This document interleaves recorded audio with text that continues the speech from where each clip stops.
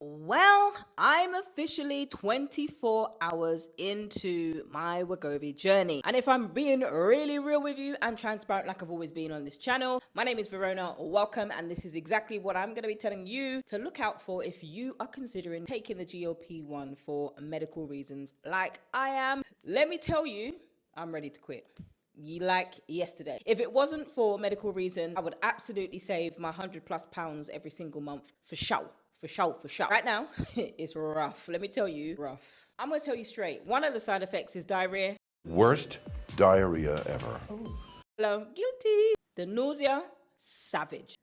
In the box, they gave it, I will link the short to an unboxing to show you all of the things that comes in it. But baby, they give you a starter pack because they know that the nausea, whilst the medicine takes place in your body, you will see some of these side effects. And me, I'm a praying woman. So I'm like, no, in the name of Jesus, I bind it in Jesus' name. I don't want any side effects. But today, I was feeling them side effects pretty much. Oh no. At several times today, I literally thought, is it really worth it? Protein is glued to my hand. I'm on the 4th floor, so I've got to make sure that I can handle and take my protein. But I don't want to. My body is like, no. When it talks about food noise, which is in the series, I'll be talking about that as well. Biggest thing that surprised me in the 24 hours of taking my dosage of Wegovy is not the diarrhea. As much as that is, oh yeah, I had that too. As much as this TMI, listen, I'm gonna tell you all the things, okay? It's side. Not everybody gets the side effects though. I did, okay? Hello.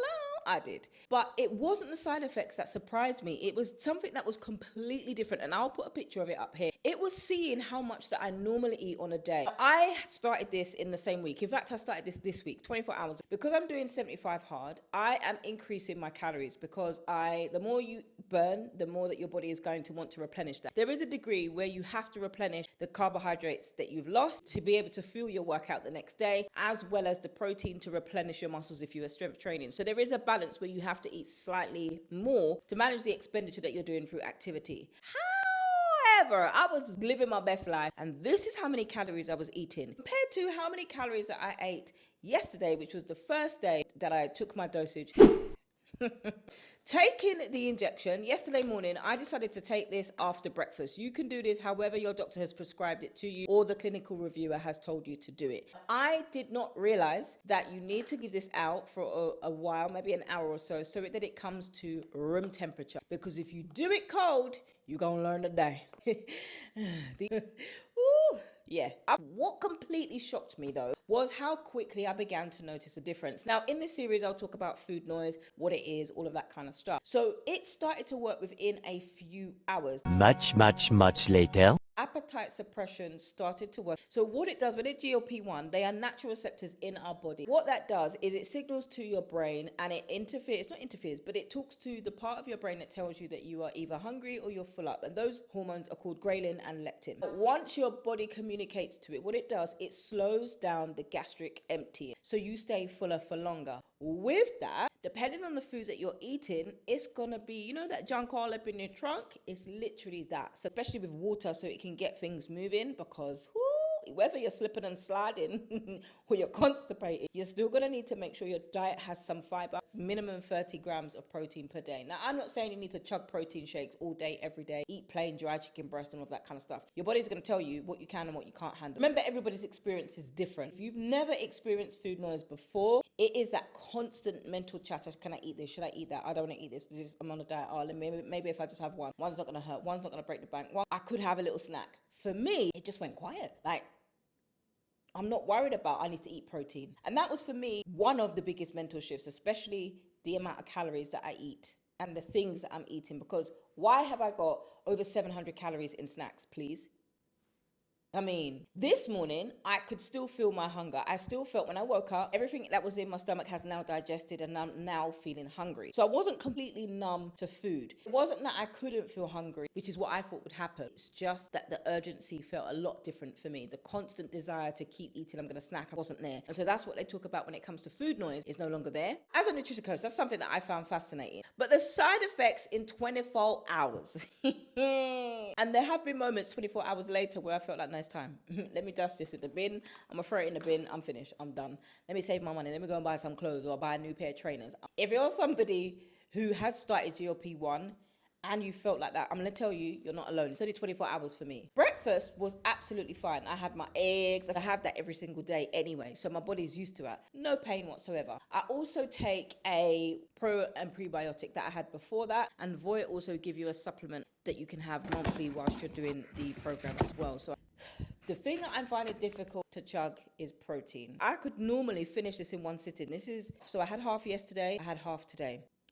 And because I don't know how important protein is, of course it is. Protein is the most saturated nutrient. You need all nutrients, carbohydrates, fats, and healthy fats, that is. Carbohydrates, proteins, fats, phytonutrients, which comes from fruits and vegetables. Now for me, I am trying to increase my fiber because everything's still stuck in your belly. You need to have some fiber and some water to keep things moving. But everybody is different. You need to find out what works for you. Sometimes getting something gentle into your stomach is better than not eating at all, which is why they recommend having something like the BRAC diet, which is bananas, rice, applesauce, bland, to get your body used to it. Me, that's not me. It's not a long-term eating plan, so you're not eating that every single day. Believe me, I'm not going to eat that every single day. And because I'm active, especially doing strength training, my hunger hormone is going to actually activate, but it doesn't activate as much as it did. Again, you need to figure that out for yourself. So the biggest surprise that I had wasn't the nausea. It's not the diarrhea, even though that was savage in itself. It wasn't even the appetite suppression for me. It was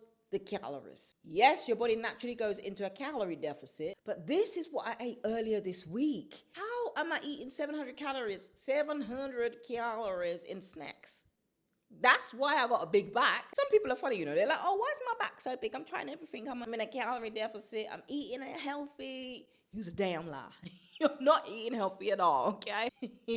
But today, I didn't force myself to eat less.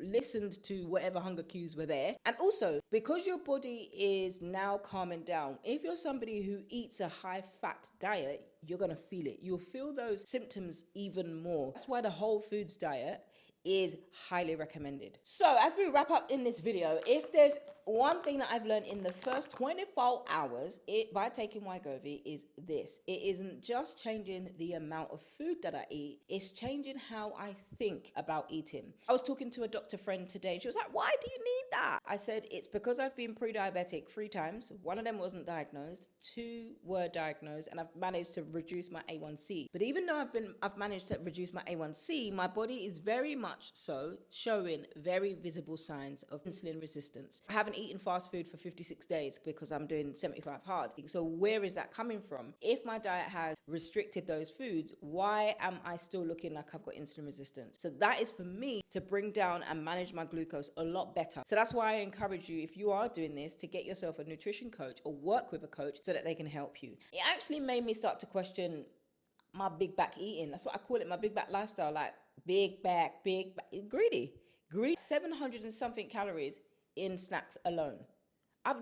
It's been 8 years since I've eaten bird food diet, which I call a low calorie deficit, like not even deficit, lower amount of calories.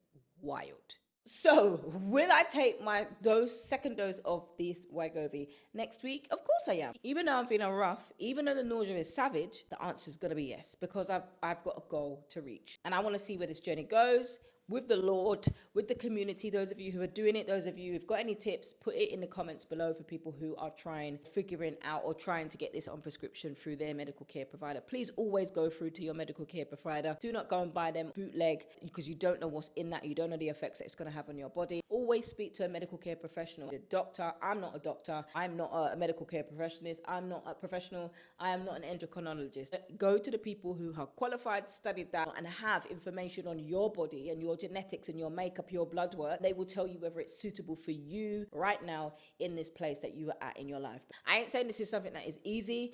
I'm definitely not saying it's for everybody because it isn't, but I'm committed to documenting this as real and as transparent as it needs to be. I ain't got to hide anything. If I just told the whole world that I've been having diarrhea, listen, we here now, we're friends, okay? Let me know in the comments if you're on Wegovy, what surprised you most in your first 24 hours?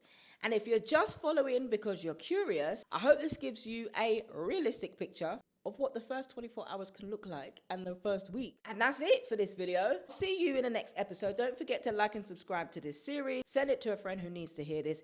And that's it for today's episode. Don't forget to like and subscribe, and don't forget to comment where you're watching and you're tuning in from. And if you have taken Wegovy, you can still remember, what was your 24 hours like? How would you help somebody who is just thinking of taking it or just starting? And that's it. I can't wait to see you for week 2 and episode 2 of this series.